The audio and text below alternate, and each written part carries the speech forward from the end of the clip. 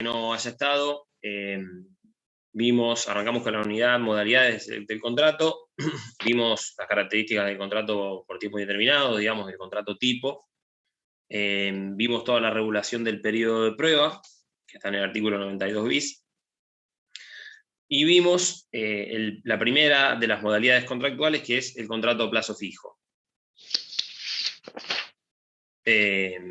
Hoy vamos a retomar desde donde dejamos, vamos a ver la segunda de las modalidades, que es el llamado contrato de trabajo eventual.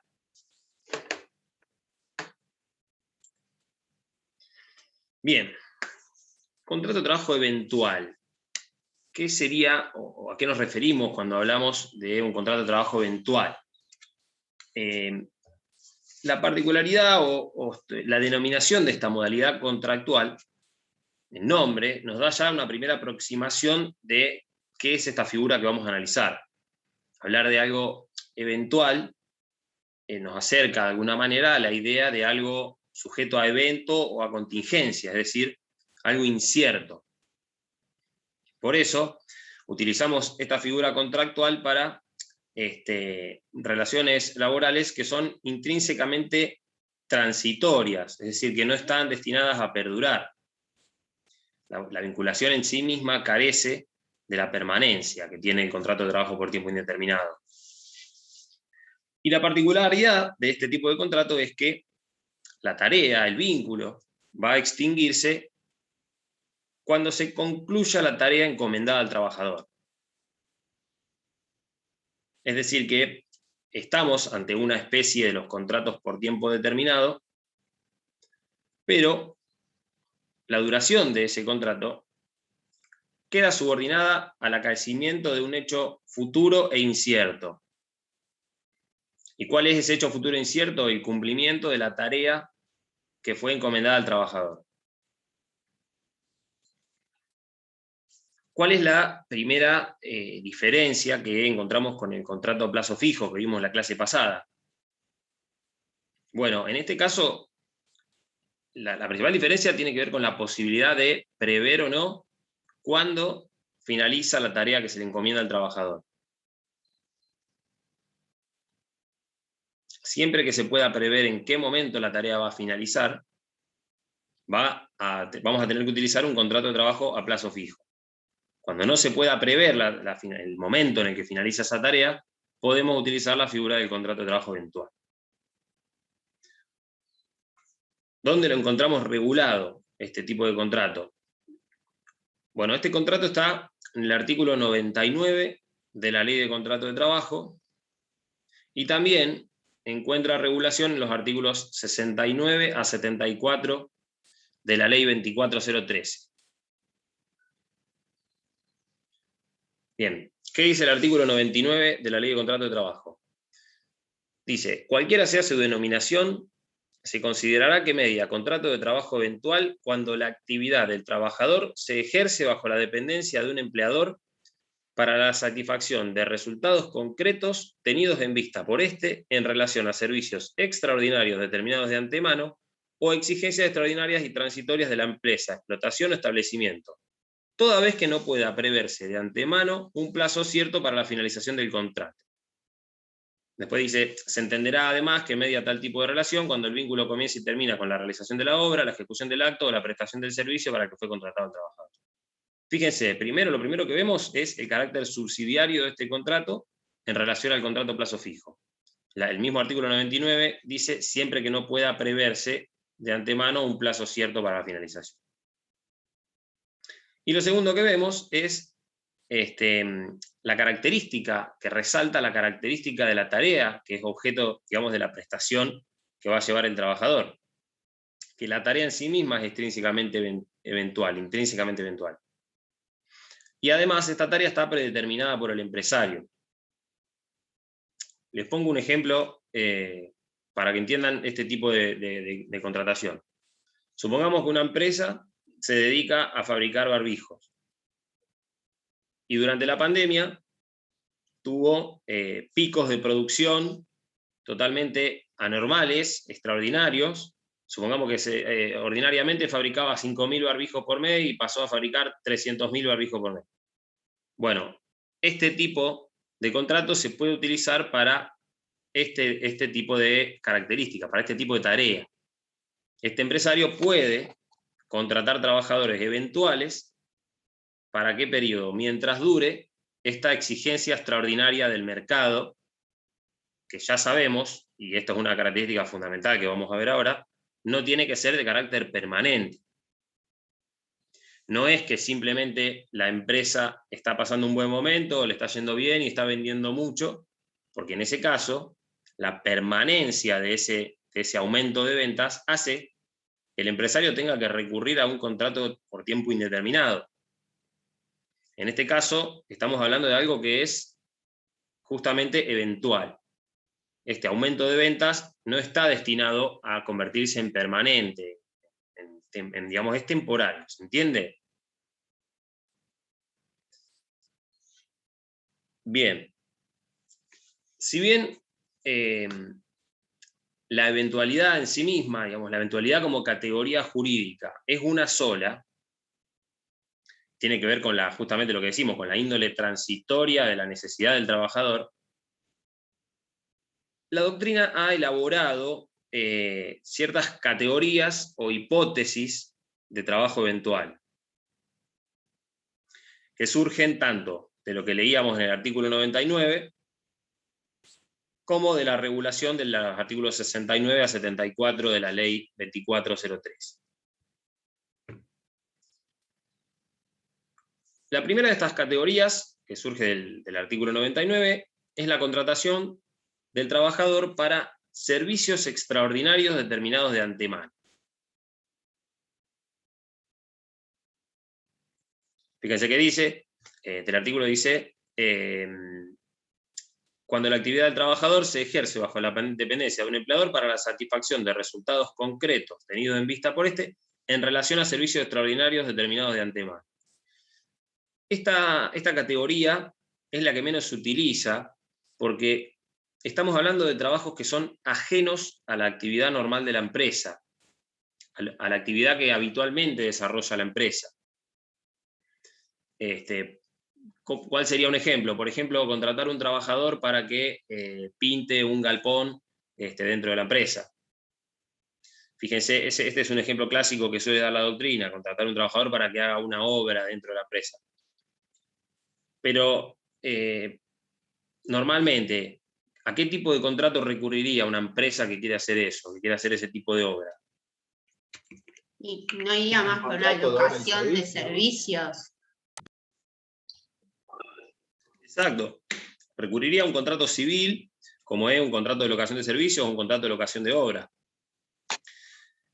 Un ejemplo que sí puede ser un poco más común sería, por ejemplo, contratar una persona para que realice promociones de los productos fuera de la empresa, ese tipo de tarea. Pero lo importante es que en este tipo de contratación eventual estamos hablando de una tarea que es ajena a la tarea normal y habitual, digamos, ordinaria de la empresa. En el caso de la empresa de fábrica de barbijo, por ejemplo, contratar a una persona para que promocione los barbijos en la peatonal Córdoba, bueno, sería una tarea ajena a lo que se dedica a la empresa, que es la producción del barbijo. La segunda categoría, o hipótesis de trabajo eventual, son las exigencias extraordinarias y transitorias de la empresa, explotación o establecimiento. Esta es la categoría que más se utiliza. La gran mayoría de los contratos de trabajo eventuales se utilizan en estos casos. En este caso se refiere a actividades que, si bien son propias de la empresa, estamos hablando de que el trabajador va a realizar, la tarea que va a realizar es la tarea a la que se dedican los trabajadores permanentes de la empresa, la misma tarea. En este caso la contratación obedece a una exigencia que supera lo corriente, digamos. Acá en donde ubicamos el caso del pico de ventas. Siempre recuerden la particularidad. Tenemos que estar hablando de que la necesidad del trabajador, la necesidad, digamos, de la empresa de contratar al trabajador, tiene que ser transitoria. Este pico tiene que estar destinado a no ser permanente. Por eso les decía que tiene que responder siempre a alguna causa ajena, extraordinaria, que lo haga temporal. Acuérdense de la clase pasada, cuando habíamos hablado del artículo 90, que sienta el principio general del contrato por tiempo indeterminado, solo habilita las contrataciones modalizadas de manera excepcional, y acuérdense que además del requisito del tiempo y de la forma escrita, tiene que existir la causa objetiva que justifique utilizar un contrato, en este caso eventual, y no un contrato por tiempo determinado. Por eso, el artículo 72 de la ley 24013 le impone una serie de requisitos a la contratación eventual cuando es para cubrir exigencias extraordinarias y transitorias de la empresa. ¿Cuáles son esos requisitos? Bueno, por un lado, dice que el contrato debe consignar con precisión y claridad la causa que lo justifique. Y en segundo lugar, le pone un requisito temporal. Dice que este tipo de contrataciones no podrá exceder de 6 meses por año y hasta un máximo de 1 año en el periodo de 3. ¿Qué artículo dijo, profe? El artículo 72 de la ley 24013. Gracias.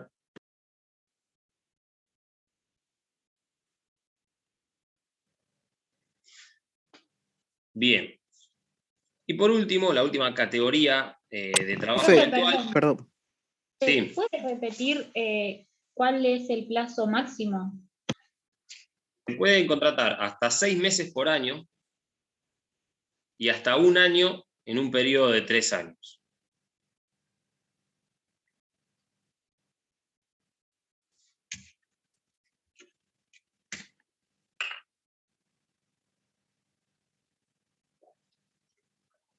Bien. Y la última categoría... Profe, perdón, yo tengo una pregunta.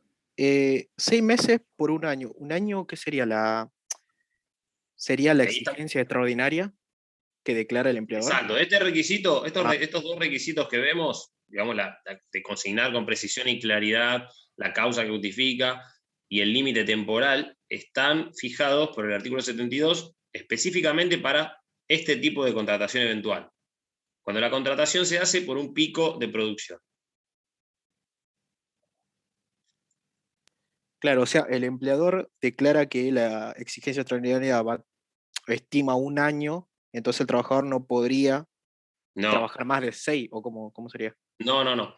Recuerde que en este caso estamos hablando de un contrato que no se sabe con precisión cuánto va a durar. Si no, tenemos que recurrir al contrato a plazo. Acuérdese que esta es la particularidad que lo diferencia del contrato a plazo fijo.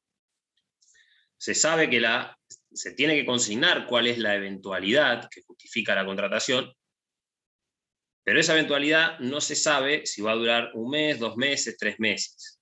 Entonces la ley, en este caso, en este tipo de contratación eventual, que es para cubrir una exigencia extraordinaria del mercado, le fija este límite de 6 meses en 1 año, es decir, supongamos que yo tengo el pico de ventas ahora y decido recurrir a este tipo de contratación. Bueno, lo voy a poder hacer por 6 meses.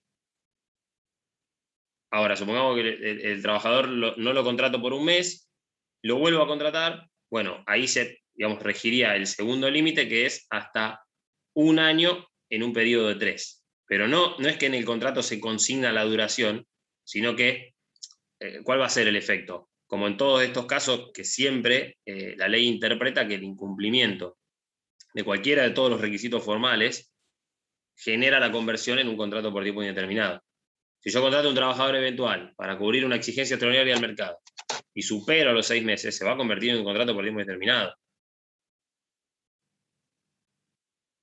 Ustedes recuerden que todos estos requisitos que la ley le va fijando a este tipo de contratos, justamente están destinados a tratar de que el trabajador siempre tenga un contrato por tiempo determinado, que tenga un contrato permanente, y no un contrato temporal que después, cuando el empresario, porque acá hay una particularidad, fíjense que cuando vimos el artículo 99, vimos que el empresario determina de antemano, lo determina él, cuál es la causa de contratación. Entonces, es el empresario el que dice, bueno, se terminó la eventualidad, se termina el contrato. todo queda digamos, en manos de él. Obviamente, en el caso de que esto no sea real, el trabajador lo puede cuestionar y puede pedir que se considere que era un contrato por tiempo determinado y se lo indemnice. Pero el empleador es el que va a determinar cuándo termina, por ejemplo, ese pico de venta, esa exigencia extraordinaria. En la práctica, digamos, el empleador decide que terminó la necesidad del trabajador y remite una carta documento en la que dice, habiendo cesado la eventualidad para la que usted fue contratado, se le comunica la extinción del contrato por vencimiento del objeto y ya está. Y la particularidad de este contrato es que, bueno, yo no me quiero adelantar a lo que vamos a ver más adelante, pero no hay indemnizaciones, no hay preaviso y no hay indemnizaciones en este contrato. O sea que el trabajador no tiene ningún tipo de protección. Una consulta, Bien. no entendí lo del segundo plazo. 1 año cada 3. Claro, son 6 meses, digamos, continuados y hasta un tope de 1 año en 3. O sea, puedo superar los 6 meses si no son continuos, pero no se puede superar el año en el periodo de 3 desde que comenzó, digamos, la primera contratación. Son todos requisitos para evitar que se haga abuso de este tipo de contratos. Bien, y por último, la última categoría que enumera la doctrina de este tipo de contratación son aquellas contrataciones realizadas para reemplazar trabajadores mientras dure su ausencia. Acuérdense que esto también vimos la clase pasada, que para este tipo de contrataciones se puede utilizar el plazo fijo. ¿Pero cuándo? Cuando yo sé cuánto dura la ausencia del trabajador. Estamos hablando de un trabajador permanente. Este tipo de contratación está regulada en el artículo 69 de la ley 24013, y siempre acá estamos hablando de que se sustituyen trabajadores permanentes que están gozando de licencias, ya sea licencias legales, licencias convencionales, etc. Supongamos un trabajador que es elegido para la comisión directiva del sindicato, un trabajador que se encuentra en licencia por enfermedad, una trabajadora que tiene licencia por maternidad, etc. Y para este tipo de contrataciones, la ley le fija una serie de requisitos. En primero, que en el contrato eventual debe consignarse el nombre del trabajador reemplazado. Es fundamental que en el contrato eventual se consigne el nombre del trabajador reemplazado. ¿Por qué? Porque si el trabajador se incorpora nuevamente a la empresa y el trabajador eventual continúa, la ley produce como efecto la conversión en un contrato por tiempo indeterminado. Y por último, le establece una prohibición, una restricción a este tipo de contrataciones. ¿Cuál es? Que no se puede contratar trabajadores eventuales para reemplazar trabajadores que están ausentes, ya sea porque están ejerciendo medidas de acción directa, por ejemplo, una huelga, o trabajadores que fueron suspendidos por falta o disminución de trabajo. Ya vamos a ver que dentro de unas clases vamos a ver la parte de suspensiones del contrato y vamos a ver que el empleador puede, cuando la empresa está atravesando una crisis económica, haciendo un procedimiento preventivo de crisis y demás, puede suspender a ciertos trabajadores o suspender permanentemente o parcialmente por un periodo de tiempo. Bueno, en este caso, la limitación que le pone la ley es que no puede contratar trabajadores eventuales para reemplazar trabajadores que suspendió por razones económicas. ¿Se entendió? Profe, ¿podría repetir de qué artículo de la ley son estos requisitos? Esto está en los artículos 69, 70 y 71 de la Ley de Empleo, la Ley 24013.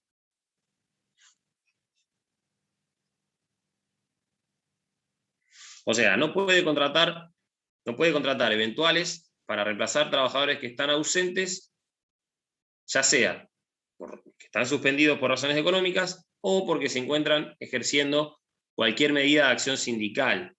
Puede ser una huelga, un lockout, la medida de acción directa que sea. Fíjense que justamente acá lo que intenta la ley es intentar evitar que el empleador no sufra perjuicio por la huelga porque pudo reemplazar a los trabajadores con eventuales.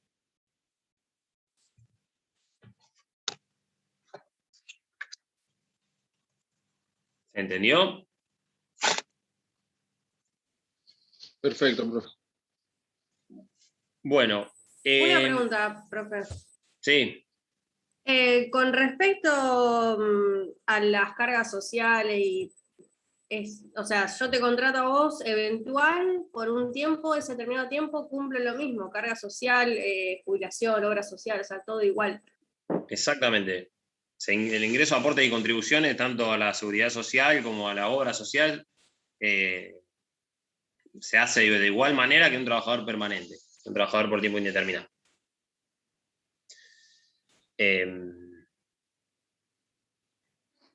Bien, y en cuanto a la extinción del contrato de trabajo eventual. En cuanto a la extinción de este tipo de contrato, hay un modo normal o ordinario de extinción que es el cumplimiento del objeto de la tarea para la cual fue contratado el trabajador. Ahí, como les decía, el empleador, cuando considera que se extinguió, que se cumplió el objeto, notifica al trabajador esta situación y no hay ni obligación de preavisar, es decir, si no hubo preaviso tampoco hay indemnización sustitutiva de preaviso, ni tampoco hay, esto surge del artículo 73 de la ley, ni tampoco hay derecho a indemnización alguna. Esto surge del artículo 74 de la ley. Lo dice directamente, no procede el pago de indemnización a favor del trabajador con motivo de la extinción. Por eso les decía que esta figura es una figura bastante controversial.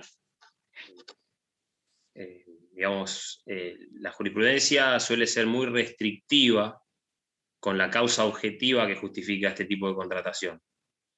En un momento, no sé, en la época de varios años atrás, especialmente a principios de los 2006, 2007, que proliferaron mucho las empresas de servicios eventuales. Las empresas de servicios eventuales muchas veces hacían contratos eventuales también a los trabajadores. Más allá de que podían prestar a los trabajadores a las empresas usuarias y después suspenderlos, también hacían contratos eventuales. ¿Cuál era la particularidad? Se le comunicaba al trabajador que cesaba la eventualidad cuando la empresa no lo necesitaba más. Entonces, ya les digo, muchas veces empezó a haber cuestionamientos en la justicia de los trabajadores que principalmente cuando ellos son contratados para hacer la misma actividad que hacen los trabajadores permanentes, y no hay verdaderamente un pico de ventas extraordinario, sino que simplemente se recurre, porque en una época se recurría mucho a este tipo de contratación para evaluar al trabajador. Exacto. Y después tomarlo. Y si a la empresa no le gustaba cómo trabajaba, le comunicaba que finalizó la eventualidad y no hay derecho a nada. Exacto. Entonces, bueno, el trabajador puede cuestionar la existencia de la causa objetiva de la eventualidad e intimar como si fuese un contrato por tiempo indeterminado. Bueno, ¿y qué pasa en el caso de ruptura anticipada del contrato? ¿Qué pasa si el contrato, por ejemplo, el trabajador es despedido sin causa o genera un despido indirecto por un incumplimiento del empleador? Bueno, en ese caso el artículo 74 de la Ley de Empleo dispone que se estará a lo dispuesto por la Ley de Contrato de Trabajo. Es decir, que tiene los derechos indemnizatorios de los trabajadores permanentes. Pero además, tanto la doctrina como la jurisprudencia, aplicando analógicamente el artículo 95, que está previsto para el contrato de plazo fijo, considera que también le corresponde la indemnización por daños y perjuicios que está prevista para el contrato de plazo fijo.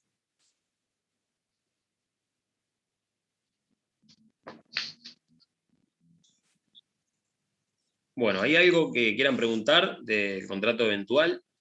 Profesor, una pregunta. En el caso de este último que hizo referencia de los daños y perjuicios, ¿tiene que acreditarlo además de invocarlo el trabajador que sufrió un perjuicio? Sí, los daños y perjuicios siempre hay que probarlos, siempre, porque como es un rubro de naturaleza civil, a diferencia de los rubros laborales, como les decía el otro día, la mayoría de las indemnizaciones laborales, en realidad todas, están todas tarifadas en la ley. La ley dice en qué caso procede y cómo se calcula. Los rubros civiles no están tarifados de esa manera, entonces el trabajador tiene que probar el daño que sufrió. Lo mismo pasa con el plazo fijo, lo que yo les decía el otro día, que como no es fácil a veces demostrarlo, a veces sí, ya les digo, si el trabajador incurrió en gastos, por ejemplo, se mudó en función de ese trabajo, cuestiones que por ahí son más fáciles de probar, pero habitualmente no suele ser tan simple. Yo les decía que la jurisprudencia suele fijar el monto de esa indemnización en los salarios que le faltaban cobrar, digamos, la expectativa que él tenía, ¿cuál era? Cumplir el contrato. ¿Cuántos salarios faltaban cobrar? Bueno, en el plazo fijo es fácil. Eran, no sé, 10 meses más, 10 salarios. En cambio, en el contrato eventual, el juez va a tener que determinar en qué momento cesó o hubiera cesado de la eventualidad para calcular cuánto le hubiera correspondido cobrar. Claro. Perfecto, gracias. Mira. Bueno, vamos a pasar a la siguiente modalidad contractual, que es el contrato de temporada. El contrato de temporada está regulado en el artículo 96 de la Ley de Contrato de Trabajo. ¿Qué dice el artículo 96? Dice, habrá contrato de trabajo de temporada cuando la relación entre las partes, originada por actividades propias del giro normal de la empresa o explotación, se cumpla en determinadas épocas del año solamente y esté sujeta a repetirse en cada ciclo, en razón de la naturaleza de actividad. ¿Qué quiere decir este tipo de contrato? A lo mejor no queda no es tan claro, no es tan fácil de entender desde la definición de la ley. ¿Ustedes se acuerdan cuando empezamos con la materia y caracterizamos el contrato de trabajo, que dijimos que el contrato de trabajo es un contrato de tracto sucesivo o de ejecución continuada? ¿Y qué quiere decir esto? Que las prestaciones de las partes, es decir, la prestación de tareas de parte del trabajador y el pago de la remuneración de parte del empleador, no se agotan, sino que están destinadas a repetirse de manera continua. Esa es una de las características principales del contrato de trabajo por tiempo indeterminado de prestación continua. Bueno, la particularidad de este contrato de temporada es que si bien es un contrato de trabajo por tiempo indeterminado, presten atención a esa diferencia que les va a servir mucho para entenderlo, es un contrato de trabajo por tiempo indeterminado, a diferencia del plazo fijo y del eventual, que son por tiempo determinado o determinable. En este caso, la prestación a cargo de las partes, las prestaciones principales del contrato, es decir, la realización de las tareas y la remuneración, son de carácter discontinuo. Es decir, es un contrato por tiempo indeterminado de prestación discontinua. Y eso es lo que justifica su tratamiento diferenciado, es decir, esta reglamentación propia que tiene este tipo de contrato.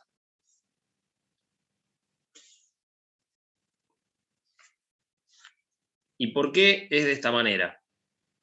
Porque la necesidad, digamos, del puesto del trabajador, si bien la necesidad es permanente en el sentido de que está destinada a repetirse cíclicamente año tras año, no, digamos, la actividad que el trabajador realiza no es necesaria durante todo el año.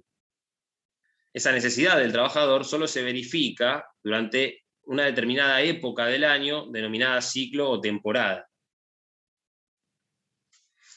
Acuérdense que el otro día que les puse como ejemplo de este tipo de contrato, cuando lo mencionamos muy por arriba, el caso de el guardavida de la Florida, por ejemplo.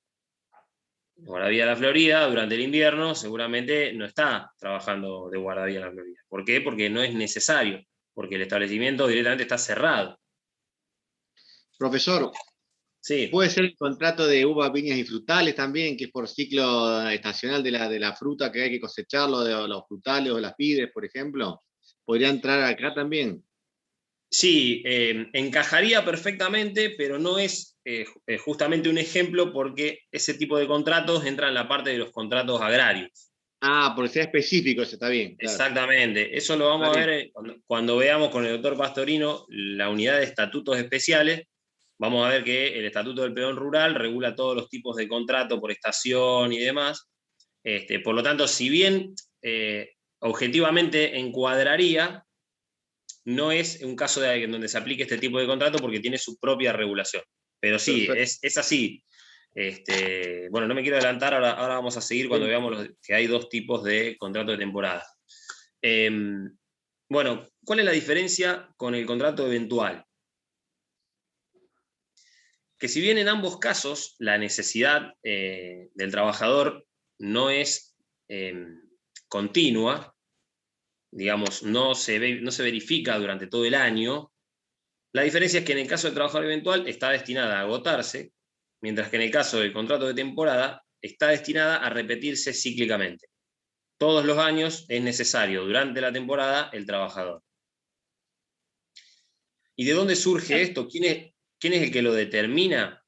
Esto surge de la naturaleza misma de la actividad. ¿Alguien quería decir algo? Sí, a mí me queda una duda con esto, justamente la diferencia con el tema del eventual. Usted puso el ejemplo de la Florida como que es muy obvio porque está cerrado directamente. Pero, por ejemplo, en el caso de una heladería, que aumenta exponencialmente, pero el lugar no cierra, sigue abierto durante todo el año y de 10 trabajadores quedan 2 o 3. ¿Ahí qué se aplica? ¿Un eventual o uno? Ahora vamos a llegar a eso, bueno, primero quería como terminar las características generales. Bueno, este tipo de contrato es un contrato no formal, ya que el artículo 31 de la ley 24013, digamos que es el que exige la forma escrita para los contratos así regulados, expresamente lo excluye. O sea, es un contrato no formal. Y en cuanto a la justificación para que exista este tipo de contratos, tiene que ver con que este tipo de contratos son inherentes a actividades que ya sea por razones de mercado o por imposiciones de la propia naturaleza, solo resultan económica o materialmente posibles de ejercer en determinados meses del año. Cuando hablamos de actividades que por razones de mercado o razones son económicamente redituables en cierta época del año, por ejemplo, un hotel que está instalado arriba de una pista de esquí, supongamos, en el verano que no hay nieve, nadie va a querer ir a ese hotel. Bueno, ese es un ejemplo claro. La particularidad es que ya sea razones de mercado, como en ese caso, o imposiciones de la naturaleza, tornan económica o materialmente inconveniente o imposible la prestación de tarea durante todo el año. En cuanto al ejemplo digamos, cuando es razones de mercado, es claro. Ahora, cuando son imposiciones de la naturaleza, tiene que ver con a empresas que se dedican a procesos de agregados de valor en productos naturales. Por ejemplo, una empresa que se dedica a enlatado de conservas. Pero la particularidad es esa, ya sea que las razones de mercado o las cuestiones de la naturaleza hacen que sea económica o imposible, económicamente inconveniente o imposible de realización la tarea. Bueno, y ahora sí, entrando un poco al tema de lo que comentaba el compañero, la doctrina ha diferenciado dos tipos de contrato de temporada. Está por un lado el contrato de temporada típico o propio, se le llama, que es la modalidad más común y es aquel en el cual el establecimiento donde presta tareas del trabajador cierra totalmente cuando se termina la temporada, es decir, fuera de la temporada el establecimiento no funciona. El ejemplo claro sería el de Guardavidas de la Florida, una pileta de un club, bueno, por ahí una pileta que sea, digamos, social, En esos casos es muy fácil determinar cuándo comienza y cuándo finaliza la temporada, porque va a estar determinada por la apertura y el cierre del establecimiento. Pero después también surgieron los llamados contratos de temporada atípicos o impropios, que son aquellos en los cuales, si bien el establecimiento funciona durante todo el año, durante la temporada se verifica o se observa una marcada asimetría del volumen de actividad. Y eso es lo que justifica la contratación por temporada. Es decir, retrocedemos. En el contrato de temporada típico, el establecimiento funciona únicamente durante la temporada, mientras que en el contrato de temporada atípico o impropio, el establecimiento funciona todo el año, pero durante la temporada, durante ese ciclo, esos meses del año, se produce un aumento exponencial en la actividad económica de la empresa. Y yo le explicaba, justo el compañero la clase pasada comentó que trabaja en una empresa de gaseosas que utilizan en los meses de verano el contrato de trabajo a plazo, el contrato a plazo fijo. Y yo le decía que en realidad, en ese caso, deberían utilizar este tipo de contrato, que es muy propio de esas actividades, por ejemplo, las fábricas de cerveza y demás. ¿Por qué? Porque la necesidad, en este caso, está destinada a repetirse año tras año. Por eso no podrían usar un contrato a plazo o un contrato eventual. Porque si la necesidad fuese únicamente de esta temporada, podría utilizar un contrato a plazo o eventual. Pero si la empresa que fabrica gaseosas vende más gaseosa todos los veranos, no solo un verano, tiene que utilizar este tipo de contrato. Obviamente que este es un contrato muchísimo más protectorio para el trabajador, porque es un contrato por tiempo determinado, es un contrato permanente, con la particularidad que la prestación es discontinua. ¿Se entiende? Por ahí estoy yendo un poco Profe, a mí no me queda un poco claro si a un empleador sabe que en el verano va a tener muchas ventas. ¿No le conviene hacer, qué es lo que le conviene, hacer a plazo fijo o a plazo de temporada? Y como una cosa es lo que le conviene y otra cosa es lo que debería hacer. Lo que debería hacer es un contrato de temporada. ¿Por qué? Porque la necesidad del trabajador, es decir, ese aumento de actividad económica, se verifica en todas las temporadas. El caso de la heladería, que me comentaba el compañero, la heladería, supongamos que venden más entre el comienzo de la primavera y el comienzo del invierno. Bueno, durante esa temporada, todos los años, todas las temporadas, va a tener ese aumento de actividad económica. En cambio, el contrato de trabajo eventual está destinado para utilizarse en una eventualidad que nace y se agota y no vuelve a repetirse al año siguiente. Esa necesidad no vuelve a nacer al año siguiente. Ahora bien, una cosa es lo que el empleador debería hacer y otra cosa es lo que el empleador puede hacer. Porque como comentaba el compañero, en la empresa que trabaja él, utilizan el contrato de trabajo a plazo. ¿Cuál es la particularidad? Que yo utilizo el contrato de trabajo a plazo y al año, y a lo mejor, no sé, una temporada contraté 20 trabajadores más. Y a la temporada siguiente calculo que voy a necesitar 15. Bueno, entonces contrato 15 y los otros 5 se quedaron sin nada, se quedaron sin trabajo.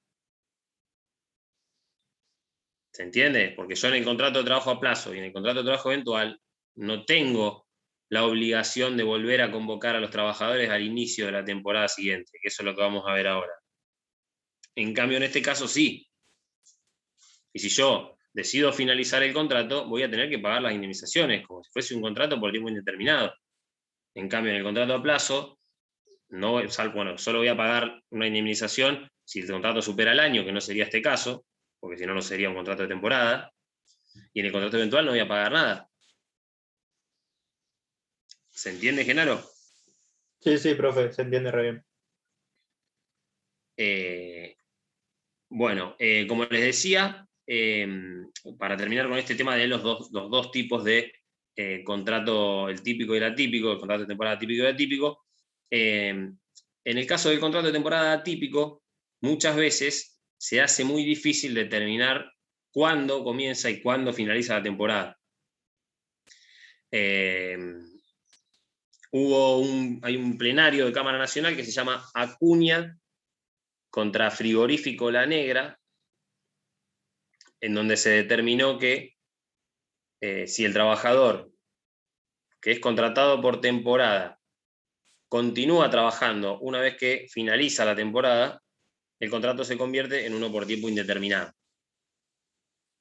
Profe, ¿puede escribir en el chat el nombre del Payón?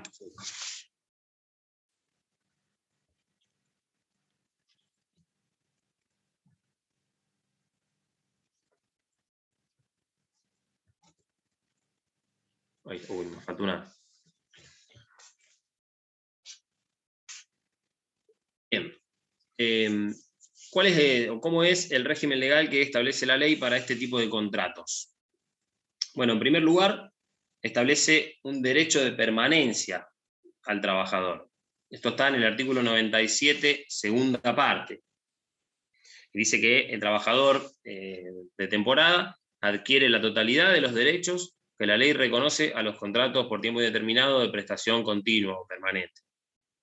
Es decir, el trabajador tiene todos los mismos derechos y obligaciones que el trabajador del contrato por tiempo indeterminado de prestación continua, con la particularidad, obviamente, que las obligaciones principales de las partes solo se cumplen durante la temporada.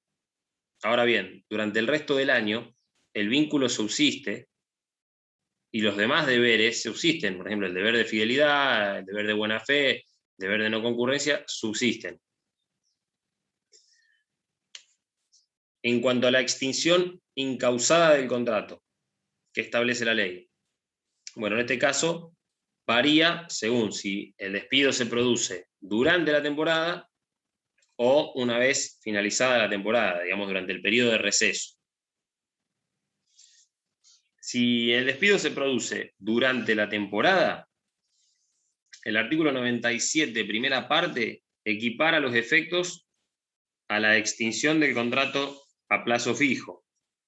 O sea, nuevamente vamos a tener tanto los derechos indemnizatorios propios del contrato de prestación continua, como la indemnización civil, que en este caso seguramente va a estar tarifada, o no está tarifada, pero sí se va a calcular en los salarios hasta la finalización de la temporada.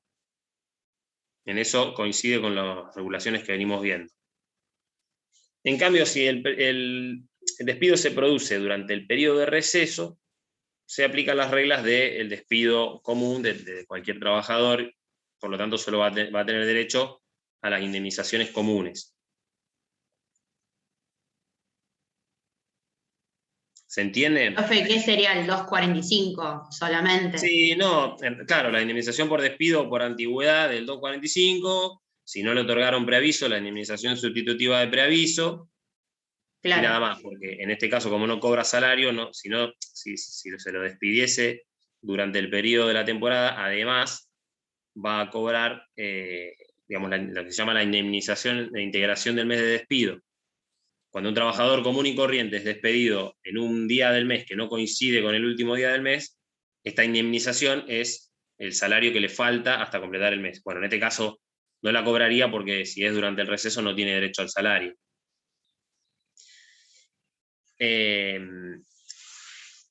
¿Y cómo se computa la antigüedad? ¿Qué se cuenta como antigüedad del trabajador de temporada? ¿Todo el año o solo la temporada? Solo la temporada. Exactamente. Solo se cuenta la temporada. ¿Por qué? Esto, si bien la ley no lo dice, esto surge del artículo 18 que regula qué se considera tiempo de servicio y dice que es el efectivamente trabajado desde el comienzo de la vinculación. Por lo tanto, si el trabajador de temporada una vez, no sé, a las 3 temporadas es despedido, solo se va a contar el tiempo que trabajó como antigüedad.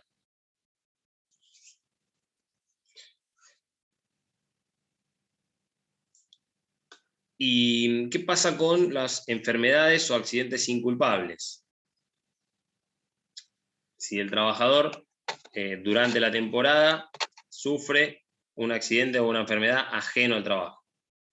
Bueno, en este caso, los salarios por enfermedad que va a pagar el empleador van a ser hasta la finalización de la temporada. O sea, si no fuese de esta manera, la contingencia que sufre el trabajador produciría la extensión de los periodos de pago. Bueno, eso la ley no lo permite, porque hay un principio que dice que cuando no hay salario devengado del contrato, no puede haber salario devengado de la ley. Por lo tanto, si el trabajador no tenía expectativa de cobrar más allá de la finalización de la temporada, tampoco va a tener derecho a licencia por enfermedad inculpable. Siempre acuérdense, estamos hablando de una enfermedad o accidente que no tiene que ver con el trabajo. Bueno, en este caso, como les decía, no va a tener, como no tenía expectativa de cobrar el sueldo más allá de la finalización de la temporada, tampoco va a poder cobrar la licencia por enfermedad, digamos, el salario por licencia, más allá de la finalización de la temporada. ¿Se entendió hasta acá?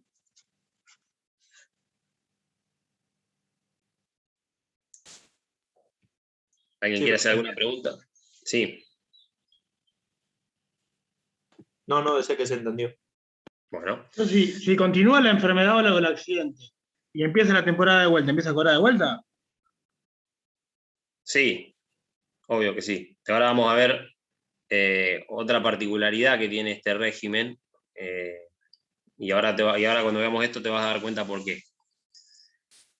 El artículo 98 de la Ley de Contrato de Trabajo regula cuál es el comportamiento que tienen que tener las partes antes del comienzo de la temporada. ¿Qué dice el artículo 98? Dice: con una antelación no menor a 30 días respecto del inicio de cada temporada, el empleador deberá notificar en forma personal o por medios públicos idóneos a los trabajadores su voluntad de reiterar la relación o contrato en los términos del ciclo anterior. El trabajador deberá manifestar su decisión de continuar o no la relación laboral en un plazo de 5 días desde notificado, ya sea por escrito o presentándose al empleador. Y después dice que en caso de que el empleador no cursara la notificación a la que se hace referencia en el párrafo anterior, se considerará que rescinde unilateralmente el contrato y por lo tanto responderá por las consecuencias de la extinción del mismo. Esta regulación tiene que ver con las características propias de este tipo de contrato, porque ¿qué suele pasar? Una vez que finaliza la temporada, hasta que comienza la temporada siguiente, las partes pierden contacto. Al no estar vigentes las prestaciones principales de las partes pierden contacto. A lo mejor el trabajador se fue a vivir a otro país, se dedica a otra cosa, consiguió un trabajo permanente, cualquiera de las vicisitudes que pueden surgir, o incluso el empleador cierra el negocio, cualquiera de las vicisitudes que pueden surgir. Entonces lo que hace este artículo es regular esa situación y poner en cabeza del empleador la obligación de llamar al reintegro a los trabajadores. Esto no fue siempre así. La redacción original, la regulación original de este instituto, ponía en cabeza del trabajador comunicar, decía, en tiempo útil y oportuno que se encuentra a disposición para la nueva temporada. Bueno, en este caso, la modificación que hizo la ley de empleo pone en cabeza del empleador ahora hacer el llamado al reintegro de los trabajadores para la nueva temporada. Y dice que tiene que, le fija un plazo, dice que tiene que hacer este llamado como mínimo 30 días antes del inicio de la temporada. Y una vez que el trabajador recibe esa notificación, tiene 5 días para manifestar su voluntad de continuar con la temporada o no hacerlo. Y dice la ley que puede hacerlo. En cuanto al llamado a los trabajadores, la ley dice que tiene que hacerlo, el empleador tiene que hacerlo ya sea personalmente, o sea, puede mandarle un telegrama, puede hacerle firmar una nota, puede llamarlo por teléfono incluso. En ese caso va a ser mucho más difícil la prueba si surgiera algún conflicto. O por medios públicos idóneos. Por ejemplo, un aviso en la radio, una publicación en un diario. El empleador en ese caso no tiene que acreditar la efectiva notificación del trabajador, sino que tiene que acreditar que ya sea que lo notificó personalmente o por medios públicos idóneos. Si el trabajador, ya les digo, se había ido a vivir a otro país y no se notificó por eso, bueno, en ese caso pierde él, digamos. ¿Qué dice la ley? Que si el empleador no convoca a los trabajadores de la manera y en el plazo que fija la ley, se entiende que rescindió el contrato unilateralmente,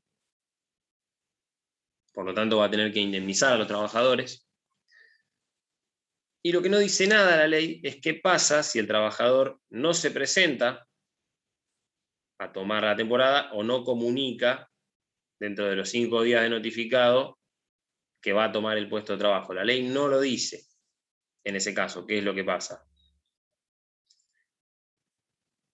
¿A ustedes qué solución se les ocurriría? ¿Qué les parece que podría pasar? Yo creo que va a tener que ir, y si no asiste, no estaría dando el preaviso que también tiene en cabeza el trabajador, de decir que no va a asistir al trabajo. Sí, pero si hablamos de preaviso, estaríamos hablando de una renuncia. Y la renuncia es un acto formal. La ley le impone formalidades a la renuncia, que es que se tiene que hacer por telegrama colacionado o se tiene que hacer ante el Ministerio de Trabajo. ¿Un abandono del trabajo, profesor, o no? No. Bueno, Sí. la mayoría... Sí, ¿alguien quería decir algo? No, que iba a decir que se podría interpretar como una renuncia tácita. No, bueno, en realidad renuncia tácita es la manera en la que algunos autores le llaman al abandono de trabajo. Porque en realidad la renuncia, ya lo vamos a ver cuando veamos extinción, la renuncia es un acto formal. La renuncia técnicamente tiene que ser hecha, ya les digo, 2 maneras nada más, o por telegrama personalmente, que tiene que mandar el trabajador en el correo, o en el Ministerio de Trabajo. Le llama parte de la doctrina a la renuncia tácita al abandono de trabajo, porque ahí sí hay una actitud del trabajador que importa la extinción. El abandono de trabajo es una figura que se utiliza para cuando el trabajador desaparece y no se sabe dónde está, digamos. Pero lo principal que tiene en cuenta es la falta de voluntad del trabajador de retomar el trabajo. Y la ley lo que dice es que en el abandono de trabajo el empleador primero tiene que intimar al trabajador a presentarse, y cuando el trabajador no se presenta, recién ahí puede remitir una nueva comunicación extinguiendo el contrato. Bueno, por eso la doctrina asimila o dice que en este caso, si el trabajador, una vez notificado, no se presenta, sería como un abandono de trabajo. O sea, el empleador tendría que remitir igualmente una nueva comunicación comunicando la extinción por abandono. Pero ya les digo, la ley no lo regula, esto es una interpretación que hace la doctrina. Y después hay una doctrina un poco más minoritaria que entiende que en realidad no sería incompatible, podría ser otro supuesto. Entiende que si el empleador notificó y el trabajador no se presentó, pero el empleador tampoco le notificó la extinción del contrato, podría haber una extinción por mutuo acuerdo.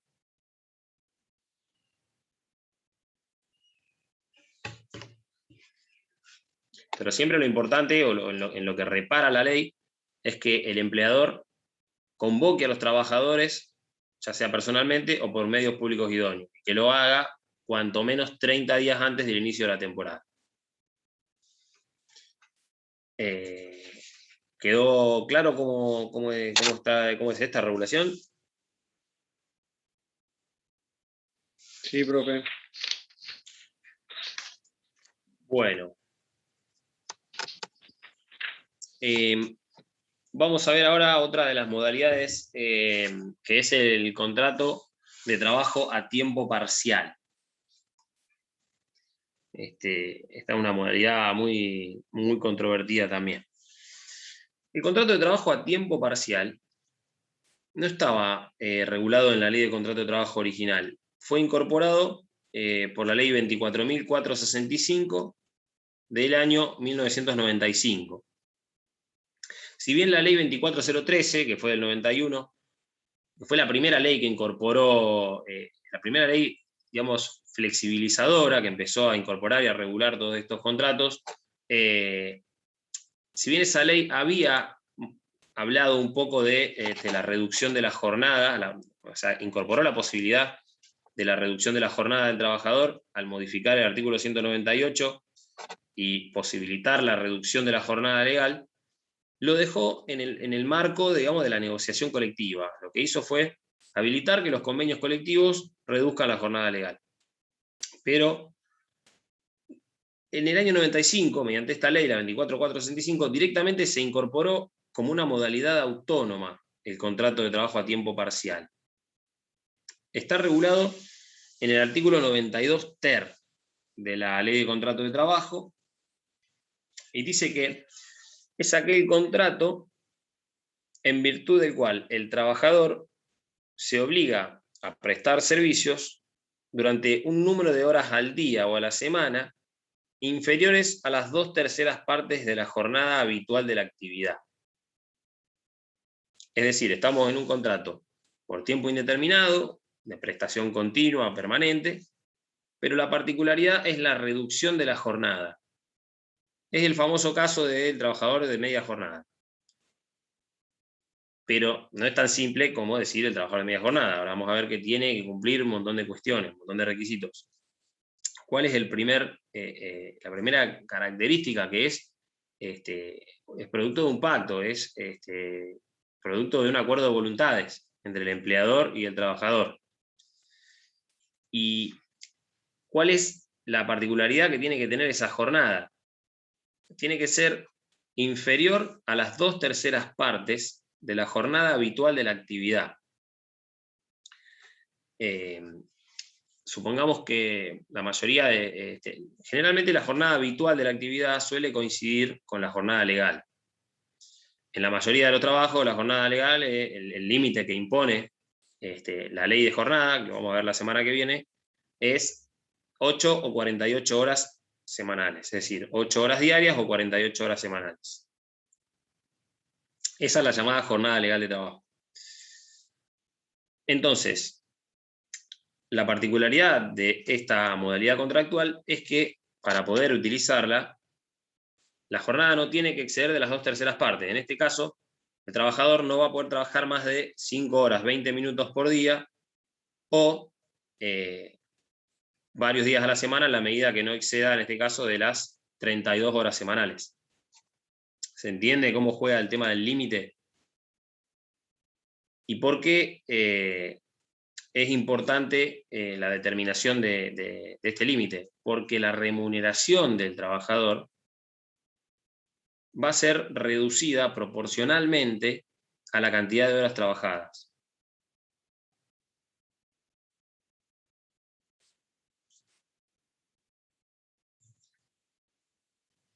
Acá vamos a destacar una particularidad. El diseño original de esta modalidad, cuando se incorporó en el año 95, era una modalidad verdaderamente, digamos, lo que se buscó fue, se decía incluso en el mensaje de elevación, que más personas puedan incorporarse al mercado de trabajo porque tenían a lo mejor menor disponibilidad horaria o también posibilitar que 2 personas ocupen el mismo trabajo. Y la particularidad es que no imponía ninguna consecuencia, ningún límite. La modificación que se hizo en el año 2009 trajo aparejado que el incumplimiento de ese límite de reducción de la jornada genere como consecuencia que el trabajador deba ser remunerado como jornada completa. Entonces, se lo estoy haciendo un poco complicado. En el contrato de trabajo a tiempo parcial, el trabajador no puede trabajar más de las 2/3 partes de la jornada habitual de la actividad. A su vez, el trabajador no puede hacer horas extra. Está expresamente prohibido que el trabajador trabaje tanto en horas suplementarias como horas extraordinarias.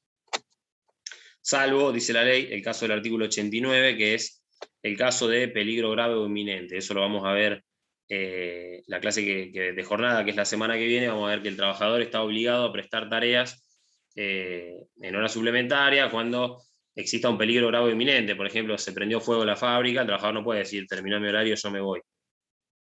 Bueno, esa es una excepción.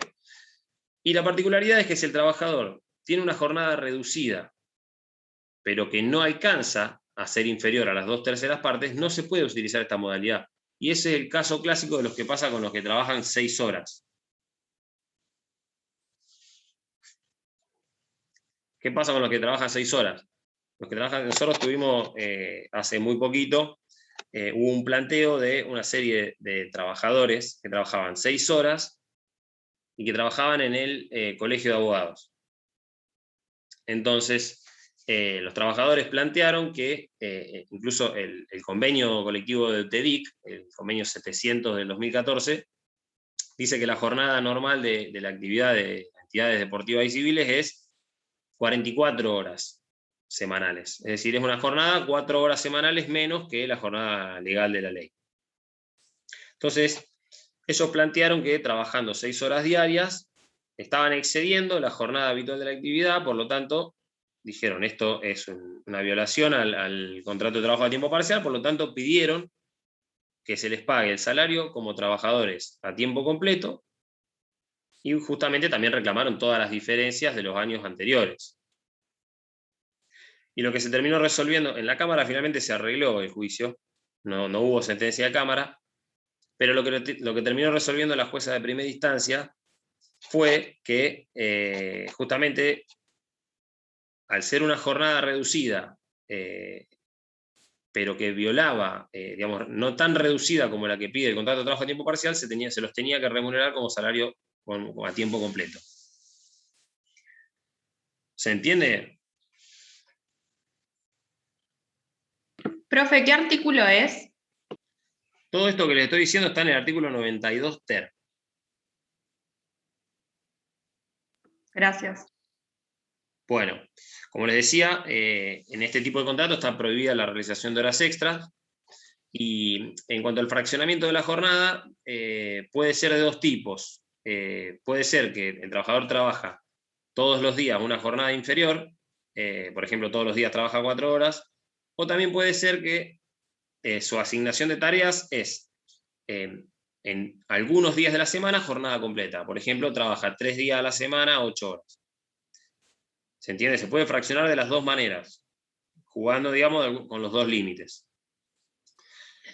El artículo también dice que en cuanto a los aportes y contribuciones, los aportes y contribuciones destinados a la seguridad social se hacen en proporción al salario, es decir, si el trabajador cobra por 4 horas, se hacen por 4 horas, mientras que los aportes y contribuciones destinados a la obra social se hacen como si fuese un trabajador a tiempo completo.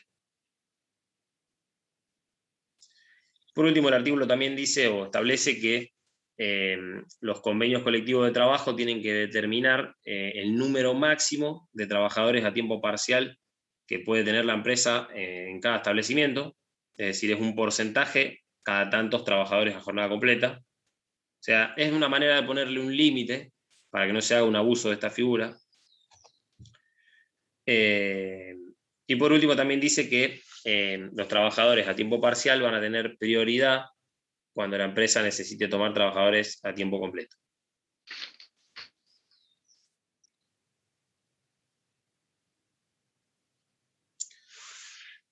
¿Alguna duda de lo que vimos hasta acá?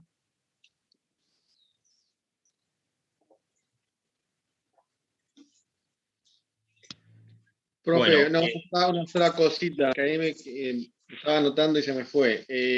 No, lo que explicó recién del tema de que no pueden trabajar menos del límite de las 2/3 partes, es lo que usted hizo referencia a ese acuerdo que se hizo en Cámara, o sea que no pueden tampoco vulnerar ese tiempo mínimo de la contratación para que sea contrato por tiempo parcial. No le entiendo bien la pregunta. Claro, no, eso que usted hizo referencia al que se arregló en la Cámara, que fue un acuerdo que Sí, lo que pasó ahí fue, el contrato de tiempo parcial pone como límite las 2/3 partes de la jornada habitual. Correcto. Es decir que cuando la jornada habitual es 8 horas diarias, el límite va a ser 5 horas 20 minutos. En este caso, los trabajadores trabajaban 6 horas por día. Perfecto. Por tanto, estaba superado el límite del contrato de tiempo parcial. El artículo 92 ter, en el primer párrafo, dice que cuando hay una reducción de la jornada, pero que excede de las 2/3 partes, se lo tiene que remunerar como trabajador a jornada completa. Eso Perfecto. no estaba en el artículo 92 ter original, sino que se incorporó con la reforma del 2009. Ahora bien, ¿qué era lo que decía o lo que aducía el colegio en ese caso? El colegio lo que decía es que el artículo 198, hay un punto, si lo están viendo de Grisolía tiene un punto ahí que dice cuál es la diferencia entre la jornada de tiempo parcial y la jornada reducida. La jornada reducida está en el artículo 198, que dice que la reducción de la jornada máxima legal solamente procederá cuando lo establezcan, dice, disposiciones nacionales, reglamentarias, por ejemplo, bueno, las leyes, las mismas leyes, dice, estipulaciones particulares de los contratos individuales o convenios colectivos de trabajo. Entonces el colegio se agarró de esa norma para decir que había sido un pacto con los trabajadores, surgía del convenio colectivo del trabajo la reducción a 44 horas, y utilizó ese artículo como argumento para decir que estaba consentida la jornada reducida. Pero ese artículo actualmente quedó sin efecto, por decir de alguna manera. Es decir, ese artículo se puso para que, por eso se los aclaré al principio, cuando ese artículo se modificó en el 91, se puso de esta manera para que los convenios colectivos intentaran regular jornadas reducidas. Es decir, para posibilitar que el convenio fije una jornada de trabajo inferior o más beneficiosa para el trabajador que la jornada legal de la ley de jornada. Un ejemplo claro son el de los telemarketers, que tienen la jornada de 6 horas. Bueno, así hay varios casos. Pero ¿qué pasó? Cuando en el año 2009 se modifica el artículo 92 ter y se incorpora como consecuencia que si el trabajador tiene una reducción de la jornada que no alcanza las 2/3 partes, se le paga como trabajador a tiempo completo, esto quedó sin efecto, no se puede aplicar más el 198, salvo que la reducción de la jornada surja del convenio. Perfecto, perfecto, clarísimo. Yo, si quieren, en la sentencia es muy interesante porque al principio hace todo como una especie de evolución histórica del instituto, de para qué se creó uno y el otro, y por qué resultaban aplicables en ese caso. Si quieren, las clases que vienen se las acompaño para que la puedan leer, porque es una sentencia muy didáctica, muy interesante. Además fue una cuestión de puro derecho, no fue una cuestión de donde había que probar nada, digamos. Los trabajadores dijeron, esto es así y está mal, y la demandada dijo, es verdad que es así, pero está bien. Entonces no hubo que producir prueba, fue simplemente una cuestión de puro derecho. Perfecto. Profe, entonces, si se supera el 2/3 de las partes, bueno, se le tiene que pagar como si hubiera trabajado una jornada completa. Exactamente. Como que si hubiera trabajado 8 horas. Habría que Exactamente. pagar. Pero no sería ahí como un enriquecimiento sin causa, porque, o sea, la persona trabajó menos de lo que se le está pagando. Y bueno, ese es el planteo que hacen siempre los demandados en estos casos, que también la defensa del colegio estuvo también por ese lado, que digamos, tiene que haber una correlación que es propia de todos los contratos laborales entre jornada y remuneración. Siempre tiene que existir esa proporción. Pero bueno, en este caso, vamos a ver, es un planteo al que no se lo atiende, digamos. En este caso se interpreta a favor del trabajador que como la ley es, desde la reforma del 2009, es clara en cuanto a que la reducción de la jornada, que no sea inferior a las 2/3 partes, genera como consecuencia el pago del salario completo. De alguna manera es como si es una concesión que hace el empleador al trabajador. ¿Qué quiero decir? Yo podría como empleador decirle, bueno, entonces trabaja 8 horas. porque vas a cobrar como 8, entonces trabaja 8. Si yo decido como empleador que trabaje 6 o 7, es una concesión que yo le estoy haciendo, pero le tengo que pagar por 8. Ok.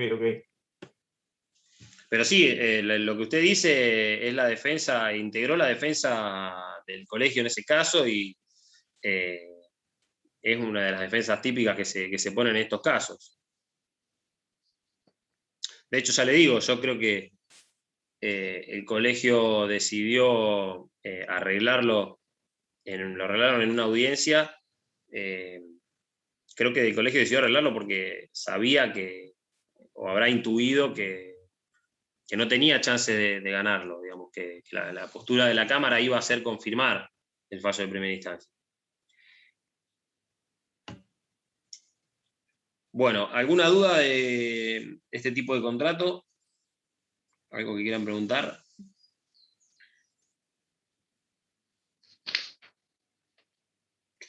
Bueno, por último, la última modalidad que trae la ley es el contrato de trabajo por equipos. Esta es una figura que prácticamente no se utiliza o no tiene mucha aplicación práctica, que es un contrato que se celebra entre un empleador y un grupo de trabajadores que actúan por medio de un delegado o representante. Digamos que el reconocimiento legal de esta figura tiene que ver con razones de simplificación técnica de ciertos tipos de trabajo. Por ejemplo, cuando se contrata una cuadrilla para que ejecute una tarea, o cuando se contrata un grupo musical, ese tipo de trabajos. Se celebra un solo pacto con el representante o delegado, pero existen tantos contratos laborales como integrantes tenga el grupo o equipo. Este tipo de contrato está regulado en el artículo 101 de la ley. ¿Qué dice el artículo? Dice, habrá contrato de trabajo de grupo o por equipo cuando el mismo se celebrase por un empleador con un grupo de trabajadores que, actuando por medio de un delegado o representante, se obliguen a la prestación de servicios propios de la actividad de aquel. El empleador tendrá, respecto de cada uno de los integrantes del grupo, individualmente, los mismos deberes y obligaciones previstos en esta ley, con las limitaciones que resulten de la modalidad de las tareas a efectuarse y la conformación del grupo. Es decir, que en este tipo de contrato hay una pluralidad de sujetos pasivos que actúan por medio de este delegado o representante, que puede ser una persona física o una persona jurídica, y a su vez hay tantos contratos individuales como integrantes del grupo. La ley le reconoce ciertas facultades al jefe del grupo, que son la elección de las personas que integran el conjunto, tanto al tiempo de la celebración del contrato como durante la vida del contrato, es decir, él tendría, digamos, facultad de reemplazar a un integrante del grupo que se va, o que renuncia, que es despedido, lo que sea. Y a su vez, el delegado o representante es quien acuerda el monto de la remuneración con el empleador, porque es con él con quien se celebra el contrato.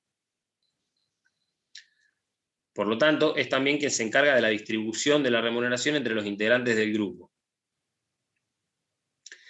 Y respecto de esto, el segundo párrafo del artículo 101 establece que si el salario es pactado en forma colectiva, los componentes del grupo tendrán derecho a la participación que le corresponda según su contribución al resultado del trabajo. Es decir, que si bien la remuneración es pactada por el representante o delegado con el empleador, cada trabajador va a tener derecho a la remuneración en función de su trabajo. Yo la verdad, esta figura, desde que trabajo en el fuero laboral, una sola vez la vi utilizada, que fue en un contrato de un técnico de fútbol. El caso era, el técnico era Leonardo Astrada, un técnico que tuvo Central hace muchos años, y se aplicó esta figura porque resultaba más conveniente. En este caso se había despedido, el presidente de Central de ese entonces había despedido a Astrada y a todo su cuerpo técnico. Entonces se utilizó esta figura para hacer una sola demanda porque hasta era obviamente quien había pactado las condiciones laborales con el club, y el preparador físico, el ayudante de campo, el entrenador de arquero y demás, eran parte del grupo. Ese fue el único caso que yo vi en donde se utilice esta figura. De todas maneras, parte de la doctrina dice que esta figura no tiene mayor aplicación porque bastaría con aplicar el artículo 26 o 27, que es el de los auxiliares, del que habla de auxiliares del trabajador, que dice que los auxiliares del trabajador también tienen relación directa con el empleador. O sea que no tiene, digamos, en mayor sentido, mayor efecto jurídico. ¿Se entiende? Profe, ¿y el plazo de este tipo de contrato vendría a ser indeterminado, eventual? Sí, no, son contratos por tiempo por tiempo indeterminado de prestación continua. La particularidad de este contrato es el modo de celebración. En vez de celebrarse, el empleador celebrar tantos contratos individuales con personas, como suele suceder en la habitualidad, por la particularidad de la tarea que van a hacer, se celebra un único contrato con el representante, y el representante es el encargado de formar o elegir a los integrantes del grupo. Pero con la particularidad de que después cada integrante del grupo tiene un vínculo laboral con el empleador. Es decir, en el caso de que el empleador decida despedir a uno porque no le gusta o porque no está de acuerdo con cómo trabaja y demás, lo va a tener que indemnizar. Por eso le digo que es similar a la figura de los auxiliares del trabajador. Porque si el trabajador tiene auxiliares, tiene otros trabajadores que lo ayudan, el efecto que le da la ley a ese caso es que se considera que todos los auxiliares también tienen contrato laboral con el empleador, justamente para evitar el fraude, para evitar que yo contrate a uno y venga con sus ayudantes y los demás no tengan protección, cuando en realidad son todos trabajadores.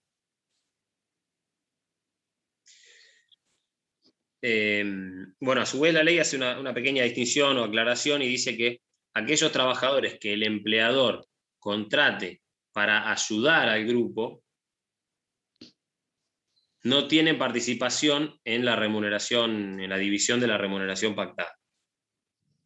Ya les digo, esta figura ha sido pensada o utilizada para, por ejemplo, contratar grupos musicales, cuadrillas que se dediquen a la recolección de un determinado producto, para ese tipo de tareas en donde la modalidad de la tarea hace que sea conveniente que se realice por un grupo dirigido por una persona.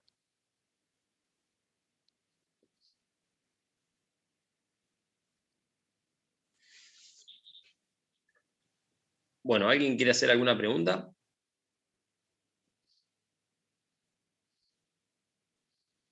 ¿De este tema o de alguna otra cosa que hayamos visto?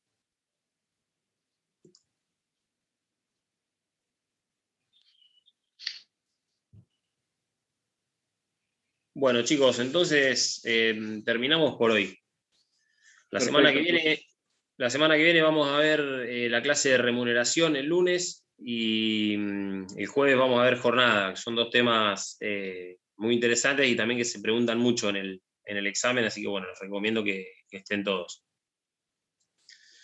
Bueno, que tengan buenas tardes. Bueno, profe.